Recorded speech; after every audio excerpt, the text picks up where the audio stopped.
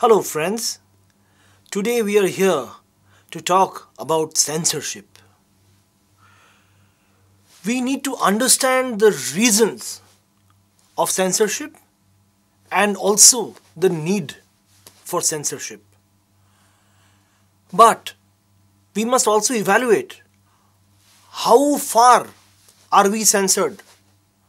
How much of my freedom of expression can I really use? We must understand the workings of the regulatory bodies that are in place to enforce such restrictions. We have been censored not only during independent Indian times.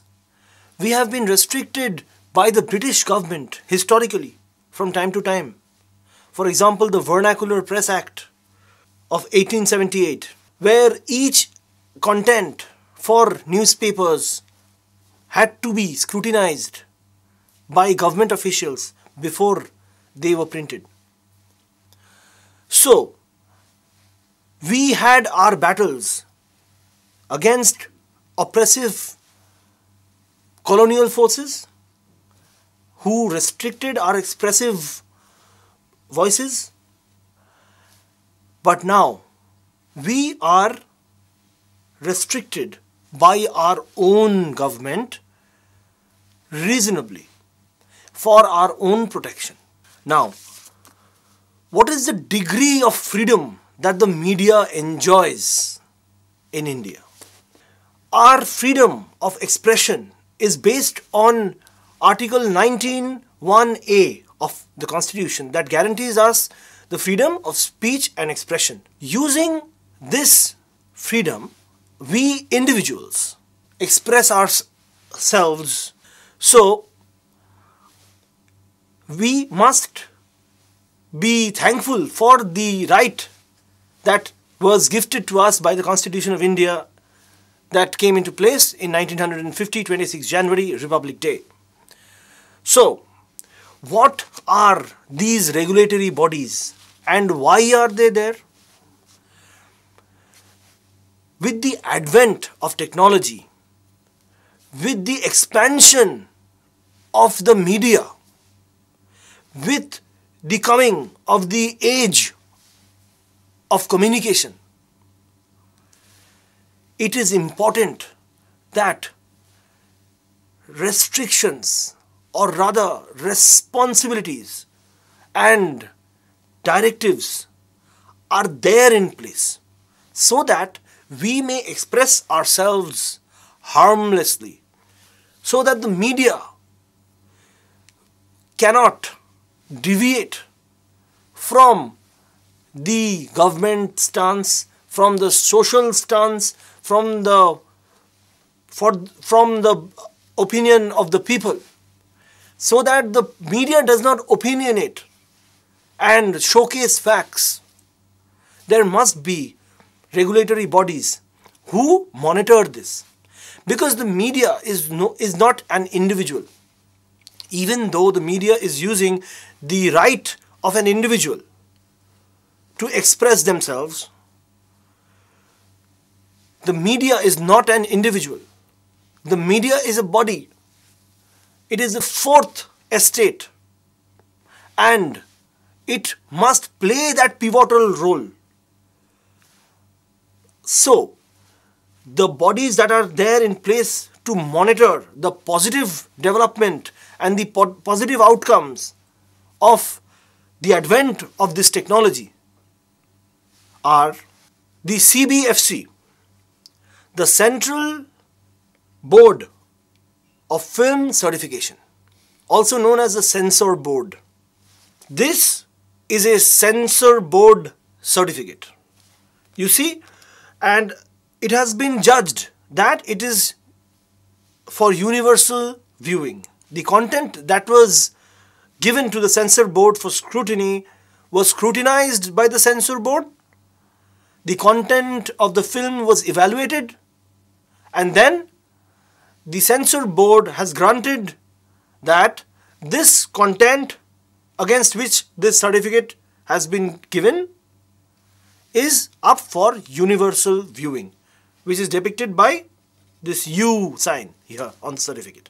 The Central Board of Film Certification is a statutory censorship and classification body under the Ministry of Information and Broadcasting of the Government of India. It is the duty of this body to ensure that the content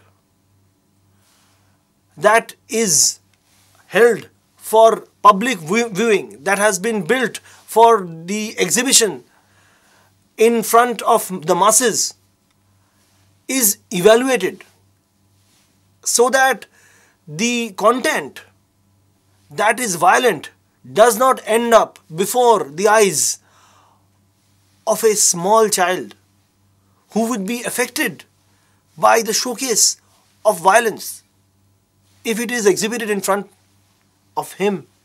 So the CBFC regulates the public exhibition of films and works under the provisions of the Cinematograph Act of 1952.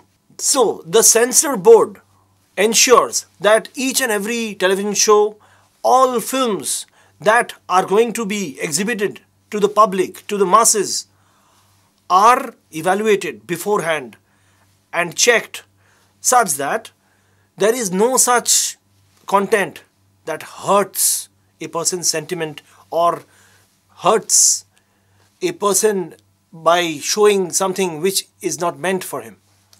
So, it is not just Indian films that are taken into consideration here. Foreign films must pass through the Indian CBFC before they are exhibited here to the public. But sometimes the government may use their regulatory bodies to stifle a person's opinion. This has happened recently. Documentary filmmaker Mr. Kamal Swarup had made a documentary. This was a film that showcased the Battle of Banaras. It was the election campaign of Narendra Modi versus Arvind Kejriwal that was showcased in this film. The government somehow found that, or rather the CBFC found rather, that the content is not meant for public exhibition and banned it. Now, Kamal Swarup, he approached the CBFC and said, which are those parts in the film that I may omit so that you give me a certificate? CBFC said, none. Your film is banned. So, this can be an instance where the government use their powers to stifle a person's expression in terms of a film. The film had a budget of over 30 lakh. So imagine the amount of loss incurred by this documentary filmmaker. So, as we understand the restrictions to expression and why they are in place, we must also evaluate the situations that arise when these tools and these regulatory bodies are misutilized for political purposes. So we must also be aware of such instances so that we may spread the opinion of the person who had expressed himself in the first place and his expression was stifled. We have the power of word of mouth, and this is something that no regulatory body can stifle, because I have the right to say something to a person standing next to me through speech and he will carry on the message. So, and with the advent of the internet, such acts, such regulatory acts that are not fair are getting the exposure of the masses. It is reaching to the masses because of the internet, because of the blogs, because of Twitter, because of Facebook, because of the because of this trend of citizen journalism, everyone can spread the message. And the CBFC cannot stop it. The next regulatory body that is existent in India is the Press Council of India. The Press Council is a body that regulates itself. The mechanism in place is that of the press regulating itself. The Press Council of India talks on behalf of the journalists and ensures that the freedom of speech and expression is as liberal or gets further liberalized in future. And also that the freedom of speech and expression is not misused. And also that the journalists are not harmed, are not subject to unprofessional ways of working, and various other aspects that we are going to discuss right now. The Press Council of India regulates the press and also speaks for the press. It represents the press, the print section of the press. The basic concept of the Press Council and the self-regulatory nature of it was articulated by Mahatma Gandhi, who was an eminent journalist himself. He said that the sole aim of a journalist should be service. You see, the press is considered the fourth estate because it is extremely important for democracy to exist. We as citizens must be informed of our surroundings. We must know about the current affairs. The government uses it to promote education, to promote culture. The media houses, the private organizations that have come up, they use it to promote entertainment, to promote news. But the news that is being presented to us, is it fact?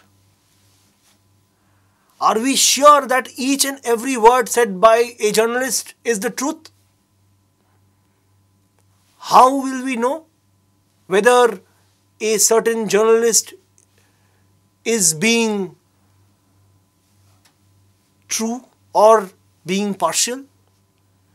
So, there must be a policy in place that dissuades a person from expressing a partial opinion, which would in turn inform me in a wrong nature of a certain true incident.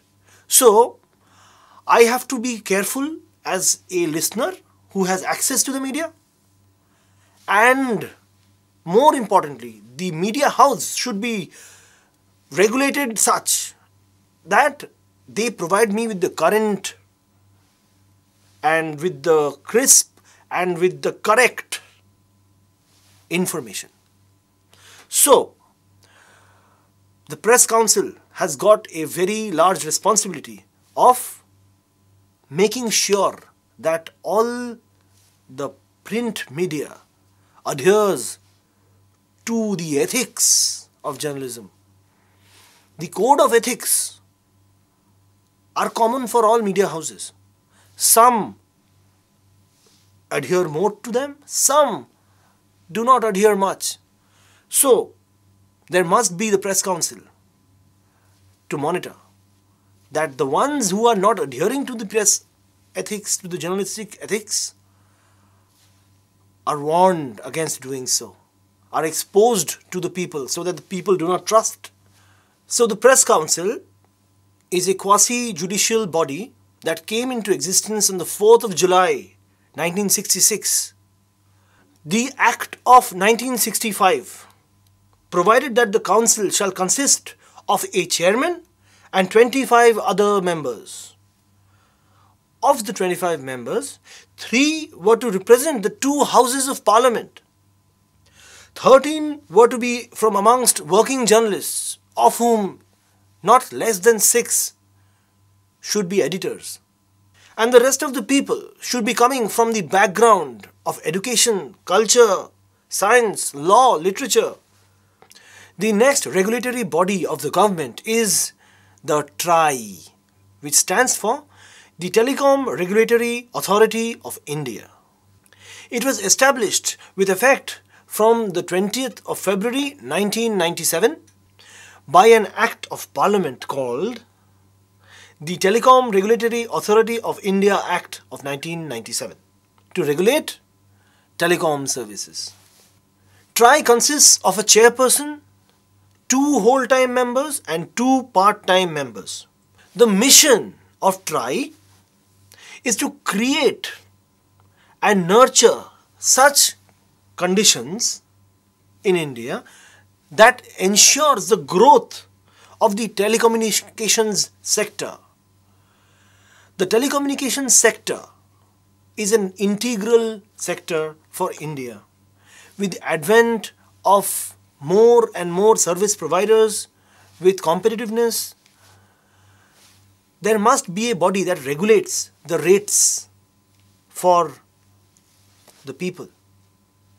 Without TRAI, a mobile phone company can charge any amount of money for one phone call made.